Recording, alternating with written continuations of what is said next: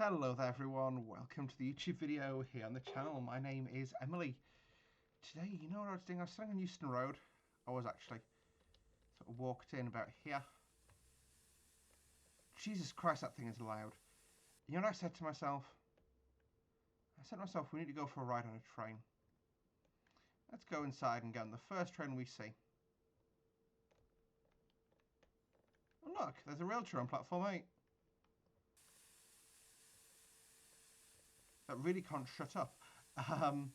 Yeah, so it's important by 37, that's cool. Got the bike stores here on this platform, bike storage. Got a little kitchen and like catering bit. Another kitchen coach here.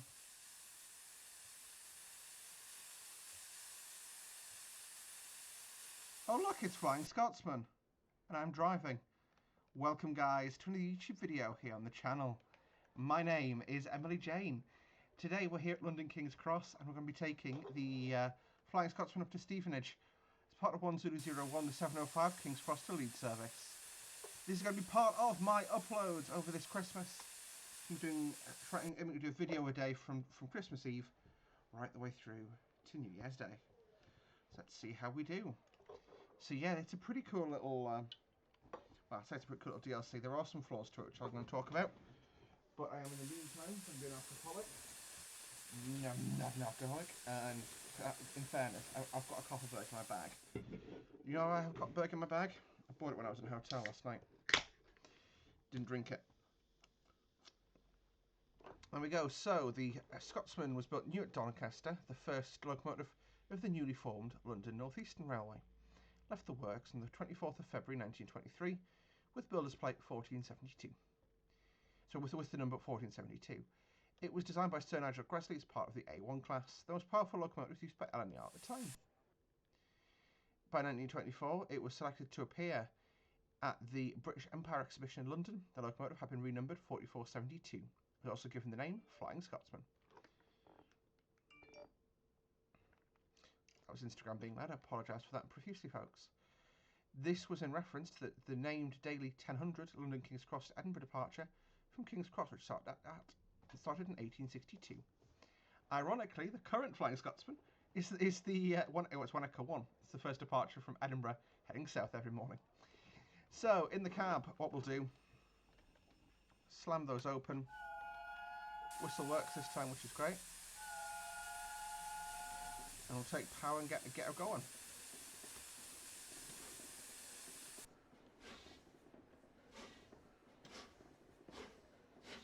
So this, like I say, is a rework of the default GTG scenario that comes with the train. You can see I've just put some nice AI in there, a bit more variety. Sort of based around early 2022.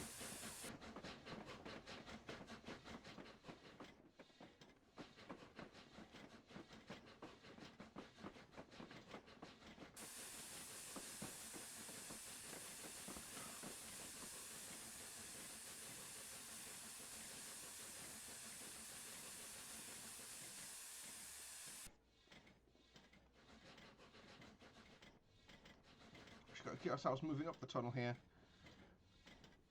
As you can see, we're just pulling out of gasworks here. What I'll do is I'm going to put a bit of water on just because the pressure is still really high. You can see if I press the F5 hood up, our steam generation rate, we're generating 11,000 pounds of steam. We're only using, like 11,840 odd units of steam. We're only using 7,000 at the moment, so it's absolutely fine to use this as a chance to build up our fire and our water in preparation for a dash up to Stevenage.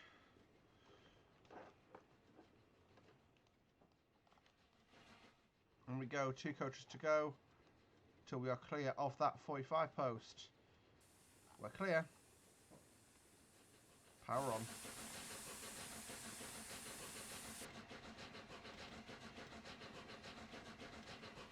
This does feel rather high performance, I'm not gonna lie. So, fun fact, the A1, or the A1 that is Flying Scotsman, is what is known as a Pacific. I wondered to myself, why is the Pacific called the Pacific? It's to do with the wheel arrangements. So, it's an Americanism actually, but you had the,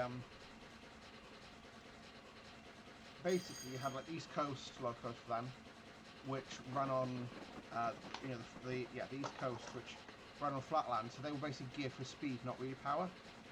You then had the,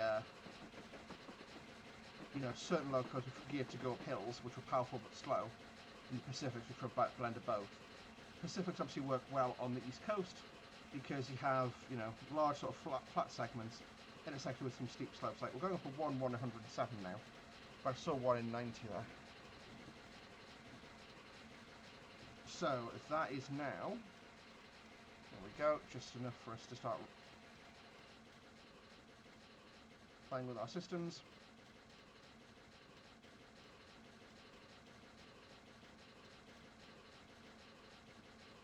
There we go.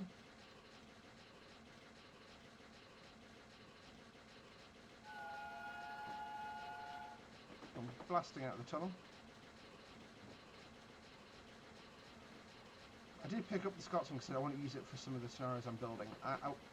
Oh, hello, Zoomer. Yeah, showing off over there, are we?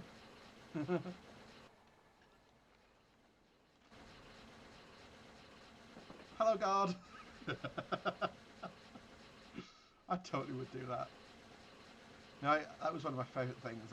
When I'd be on my break in the back cab, somebody like standing on the station filming, I'd just like, sorry, what you can't see there is me leaning up, grinning like an idiot and waving. Okay, so Finsbury Park.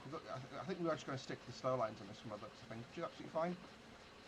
I mean, our maximum speed is 75. These go up to 275, so makes sense by me.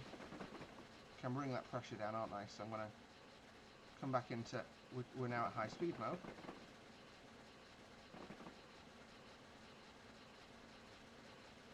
Or higher speed mode.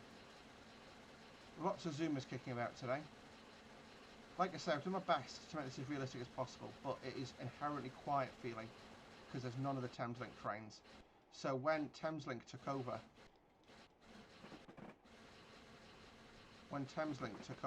the running of a lot of the Cambridge and Peterborough trains, because you know a lot of the Peterborough trains now go to Horsham. You know, the passengers going to King's Cross just get off at St Pancras over the road instead. You know, it makes perfect sense. It really does. But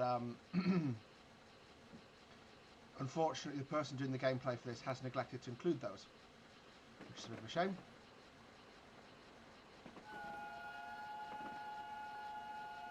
Got the NHS 717 over there.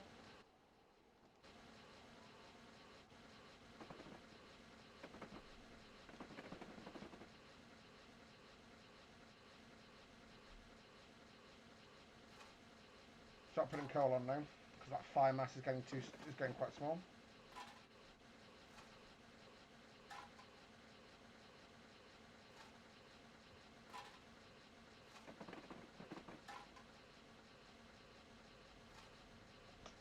There we go. As that fire mass builds, the pressure starting to increase, which is great. Which means we can start putting more reverser in, which gets us more power.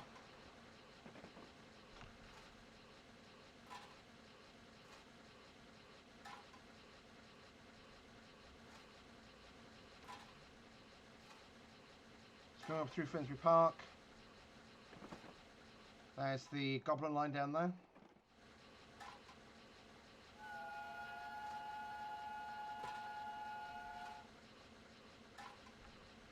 That's Haringey. Finsbury Park was behind us, that's me being an idiot. This is Fern Park. Got a Lumo 803 over there. Hello. Must be testing the headlights on it.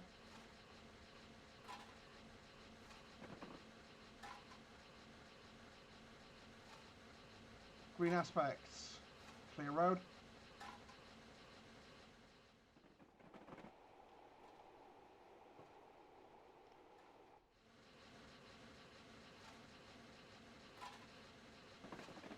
And we are 35 through here, but oh well.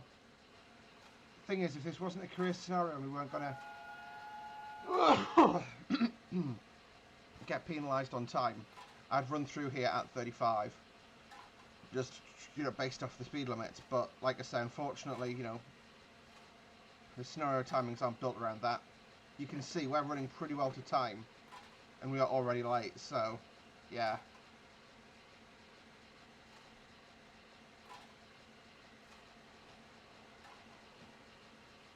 I think that's where just the improved physics of my Mark 1s on the back.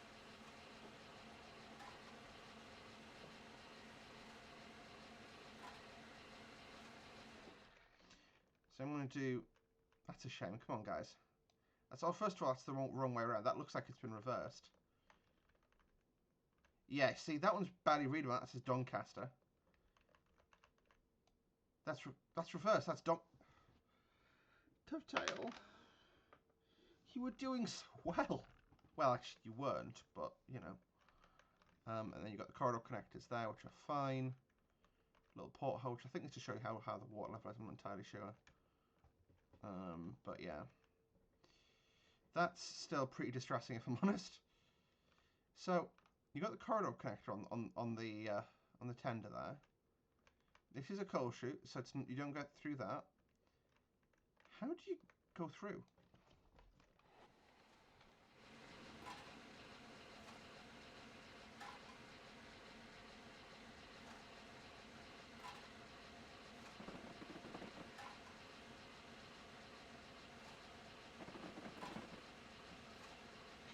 Coming up on Bounds Green Depot.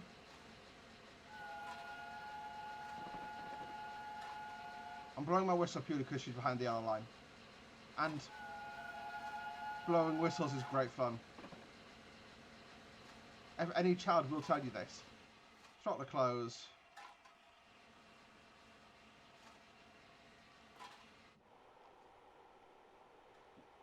Look how long our train is. That's what she said, right? Look how long it is. So actually, you know, the fact that we got here a little bit early up to the 60s is really good. Because look how high the pressure's getting. Turn the water injection off.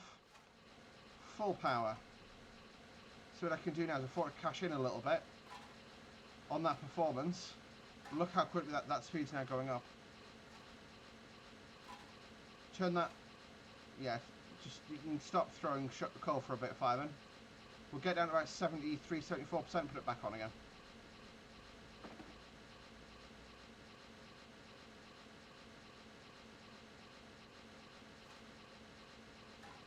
You ought to be regaining 30 seconds of time or slim, I'm going to say that now.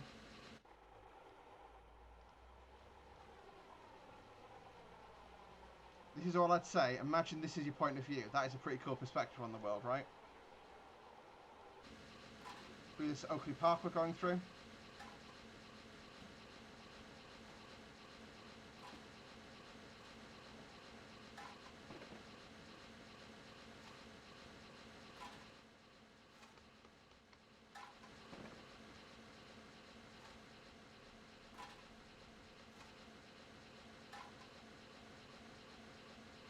There we go. That wasn't Oakley Park. I'm not sure what that one was. This one's Oakley Park coming up. I can never remember the names of stations on like these stations here. They always get like, yeah, I get confused.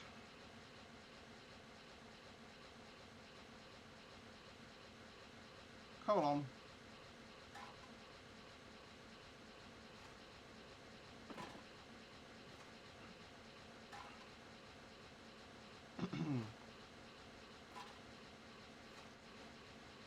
So what shall we talk about today? The fact that the Scotsman's a myth now. There's actually, you know, there was this whole thing of the centenary of the Scotsman.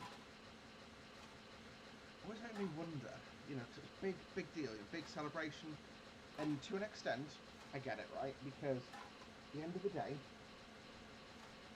you know, for the majority of, I want to use the term non-rail fans in the UK. You close your eyes and imagine a train. That, you know, sorry, a steam engine. What you've imagined is the Scotsman.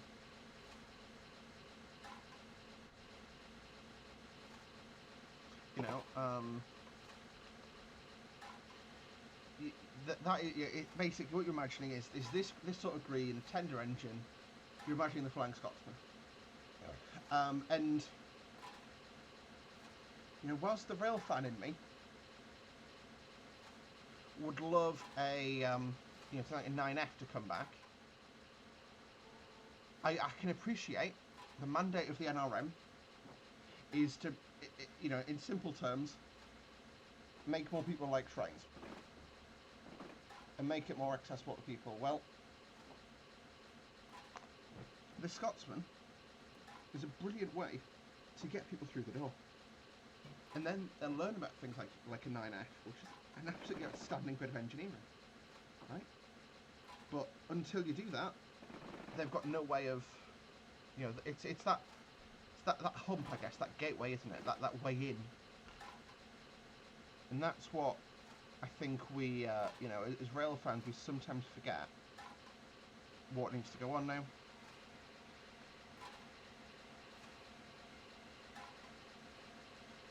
So just hold pressure. Zooming down. So I've done my best to make good representations of the trains on the route here. You know, getting things like first class at the right ends, all that kind of stuff. Didn't on that one, but actually, I get, you know, route messages for trains that run on here. As part of my job, and you know, you'd be surprised how often they run this form.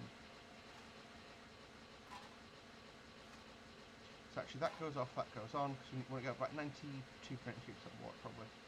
Hadley Wood. I'm spooting. There we go.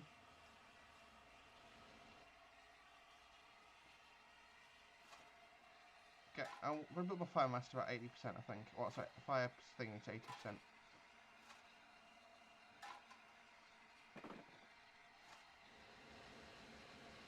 There we go, so we're just sustaining speed now up at speed. There's a flying 387. That's what a 175 mile an hour closure rate looks like. Officially. Stevenage, 16.35 miles to go.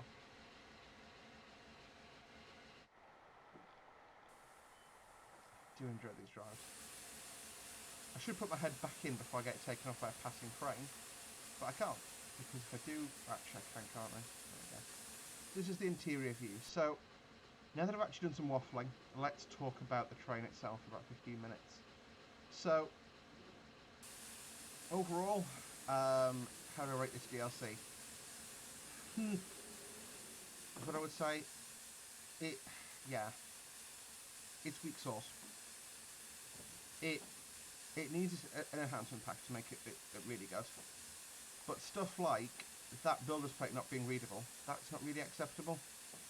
Not with the level of quality you see. I mean, literally on the coaches I've got, you can read all of that. You can, I mean, I'm not sure if there's anything stands anywhere else, but look at the bogies. You know, they look freaking great. That's just me.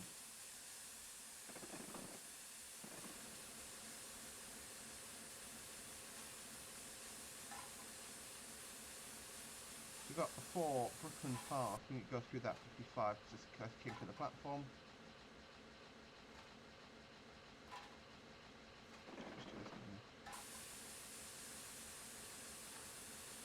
This is why you can record a running brake test. I'll hit 75 and then probably brake from about, yeah, about half a mile should give me enough time to do it. So off, and we'll just coast. Because losing 20k in half a mile should be totally doable. Got a safety valve blowing off because we're just that efficient at the moment. So 0.6, we'll just put a jabber brake in. Actually, why does this not have AWS fitted? I've just noticed that. Yeah, no AWS. Come on, Dovetail. I mean, we've already got a representation of Scotsman. Why not modernise it to, you know... I think the livery it's in, it's 2021, correction, 2022 livery anyway. So why not put a frickin' thing on the side?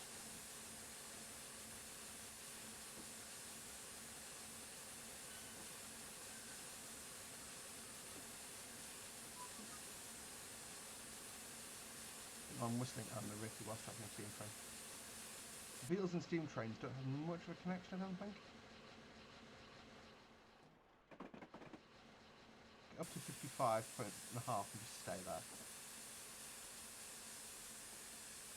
You know what? Fully open, let's go. I think there's a risk we are going to get signal checked at Welling Garden City. Which is a couple of stops time. We are, of course, out into the countryside now, north of London, which is great. Next time, Mark, I know. Oh, that was weird. That internet just came at me in a way. It looked like, because the way it was lined up and my eyes weren't focused on it, I thought it was a train under the track. I mean, we don't need this one crusher, so we'll let it blow off whilst it accelerates up. So literally doing nothing in it. So bit of coal on, bit of water on.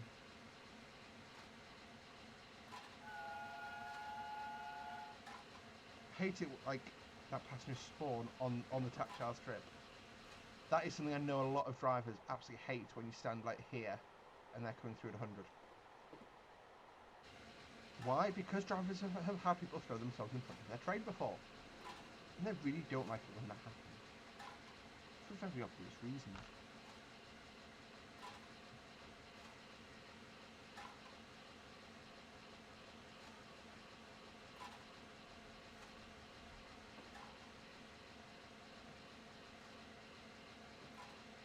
Hatfield next, we're going down Platform Street, Hatfield.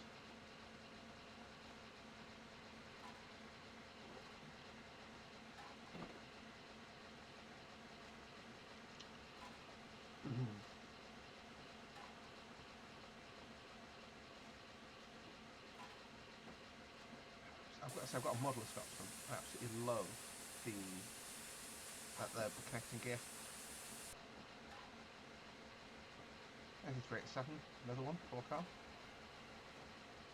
I did put probably a bit too much in the 387s here, but if that was balanced against 700s from Thameslink, it would look about right.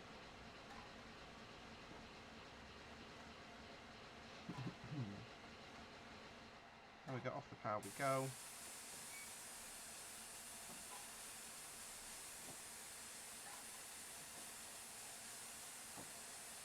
That's really cool actually, so I'm going to pause, no, yeah, I've closed. So over here, Hatfield Station is here. You come out the station and walk up basically up the road here, and there's like a historical Tudor era house.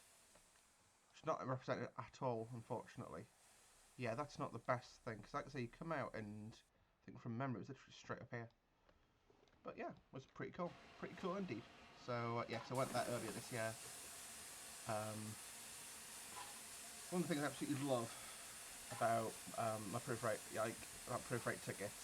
So when you work on the railway, you get 75% off peak running time tickets.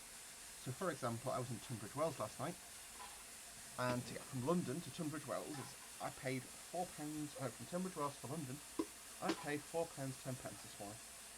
Not bad, eh? Interesting, I paid £4.55 for the same, like the reverse of that ticket the day before. And I've got both tickets because I am going to like do some research and figure out why the price there is different. But yeah, I don't know if it's like a Sunday rate or something like you get on an off-peak ticket, but that's not how off-peak tickets work. So at least I don't think it is. Green aspect. I'm just signal straight through Welling, so power on. Let's make a run at it. So we'll just turn the water off, keep coring for a while.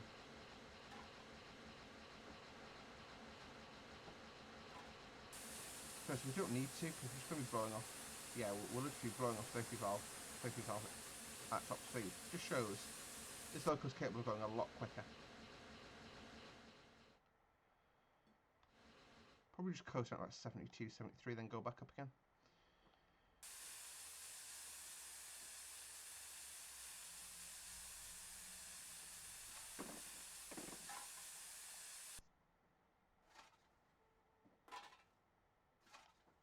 So we've got a 70 on the crossover. It's absolutely fine. So one of my complaints with this route was There's a load of AI 365 placed in those sidings there. They're permanent way sidings. I'm no expert on this route, but I can research, and they're not electrified. Why would there be 365s in there? There's, you know, I can't think of a logical reason. So, yeah. That's the kind of stuff that you often find missed, unfortunately, in a dovetail route. You know, stuck a couple of 700s in, because there's one which is 700, and some 717s. Got the demon headlights. And go at 70 for exiting north. 7 miles to go, we're nearly there. So yeah, like I say, overall my opinions, it's £12 DLC. It's a money grab, totally honest guys. Totally honest, it's a money grab.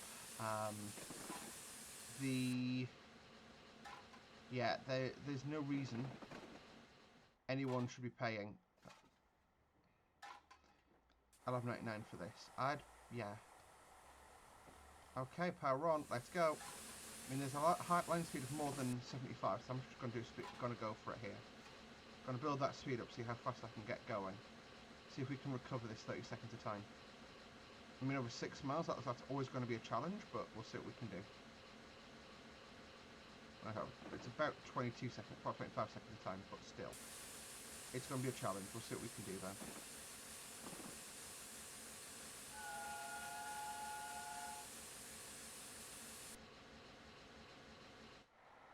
Now, of course, in reality, you do not exceed 75, but I feel like I've been holding, you know, Scotsman back, you know, driving previously, and I just want to see what I can make it do.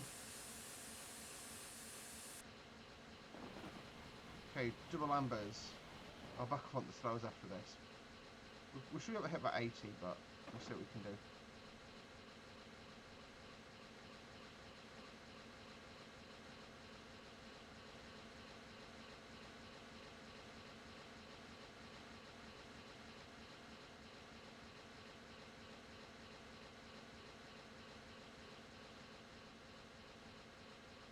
There we go.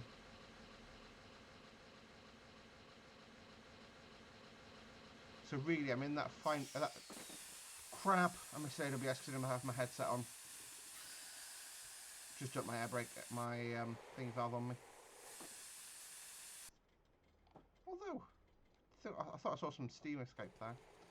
Oh well, I fucked it.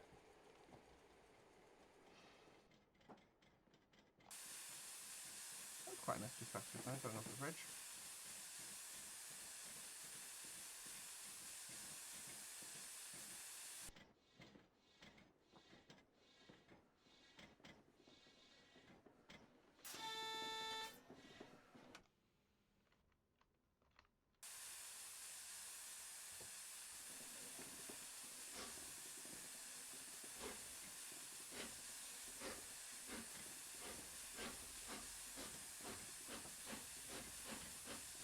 Single amber with a feather. The thing is, I discussed the route indication, I knew it was coming, but I just completely messed up.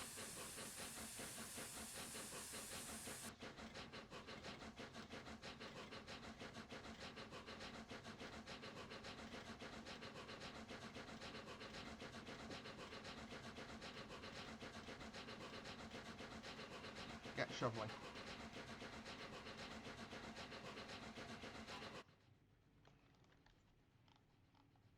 Quite a few of the trains have never even left King's Cross, interestingly. Although that hull has. Is that catching us up? Not by the time we get through thingy, it ain't.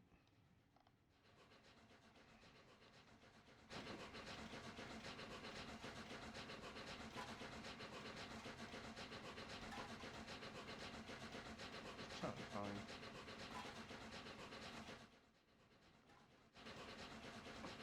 See, it's not how sound works. And that does irk me a little bit, that it just doesn't seem like it's been set up in, for lack of a better term, the right way. I find it interesting that when you blow off the whistle, it goes into the steam of the funnel. I wonder if that's like a way to get steam away. But, yeah. Therefore, in theory, because that would hopefully increase the efficiency of the funnel, would blowing the whistle actually make it go faster? Like, ever so slightly. I'm applying, like, car logic here, but, yeah.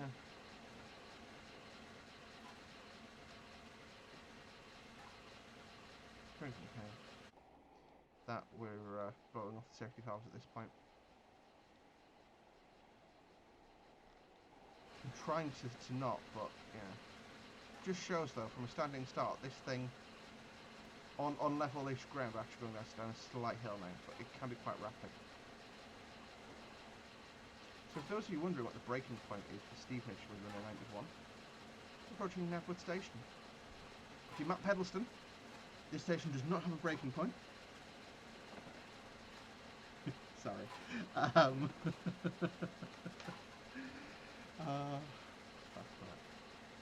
Literally, right, the actual footage of him Nebworthing at Knebworth is so rare that it's really hard to find if it's still on the internet. I've seen it once a couple of years ago. Basically, he was driving a 47 and just blew straight through the station.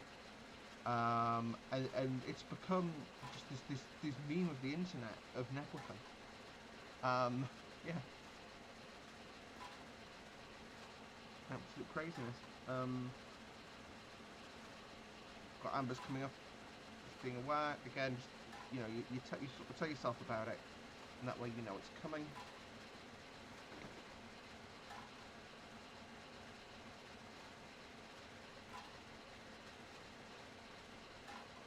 Yeah, unfortunately, that coming to a stand completely blew any chance I had of an on-time arrival, but oh well. To be honest, 20 seconds late. That's well within, like, recoverable within the times in the station, you know?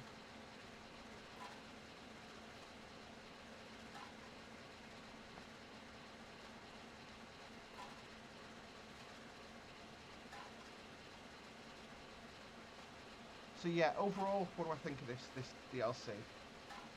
So, the gameplay's better, but it just isn't there. It's not where it should be.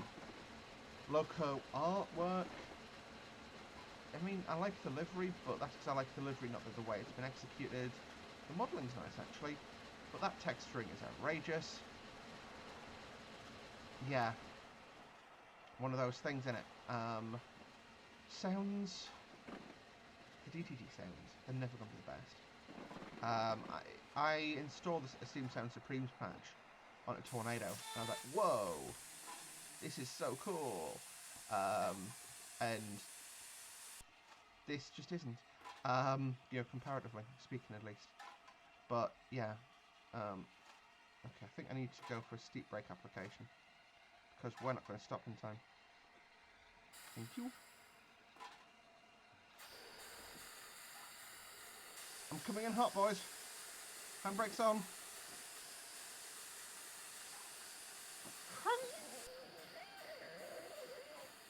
Okay, if I at the end of the platform. Okay, go back 20. That's recoverable now. So brake off, power on.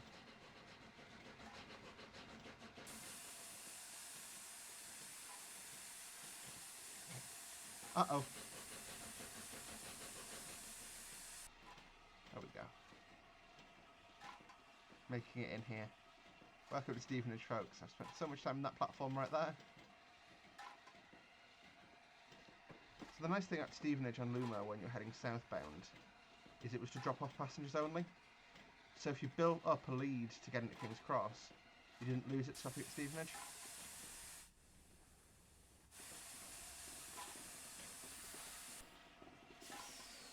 There we go. Welcome to Stevenage, folks. The local time is 7:35 in the morning. And we'd like to thank you all for travelling on board this Flying Scotsman experience. We made it. Only one AWS application on the way and one penalty break, but hey, it is what it is. Thank you guys very much for watching. Don't forget to like the video if you did. Subscribe to see more from me on a regular basis. We'll see you next time. Goodbye for now.